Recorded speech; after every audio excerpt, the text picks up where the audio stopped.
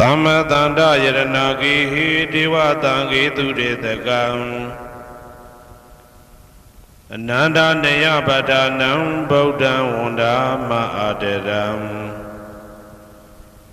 ယရဏဂေသတုဒ္ဓတတ္တာဒါနတွင်ခေါ်ရွှေကြောင်းတော်၌သမတန္တံအဘိဓမ္မာခုနှစ်ကျမ်းလွန်တင်ဆန်းသည့်ရွှေကျမ်းတော်မြတ်ကို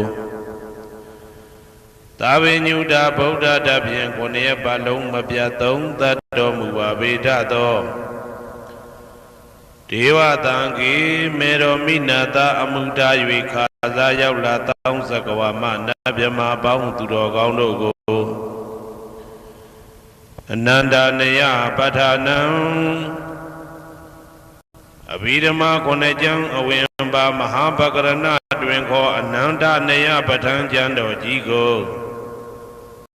သူရေတကံနတ်တို့နေယဝတိတ္တမဗန္ဓုကပလာမြတ်ကြောက်ပြာ၌ဝါတွင်သုံးလခါသမယဝေမြတ်ထုတ်ဘောဟောကြားတော်မူပါဗေဒသောဗုဒ္ဓံသဗ္ဗညုတကုံကိုလုံးခြုံသည့်လုံးစုံတတ္တဝနတ်မြမပေါင်းတို့ထက်တူပဲပြိုင်ကင်းတရားမင်းဖြစ်တော်မူသောမြတ်စွာဘုရားကိုမယံတရားဟောတရားနာဖြစ်ကြကုန်သောတပည့်တော်တို့သည်အာတရံကာယဝစီမနတိသုံးရတို့ဖြင့်မပြအစဉ်လွန်ကြည်လင်ရိုသေစွာဝန္နာမ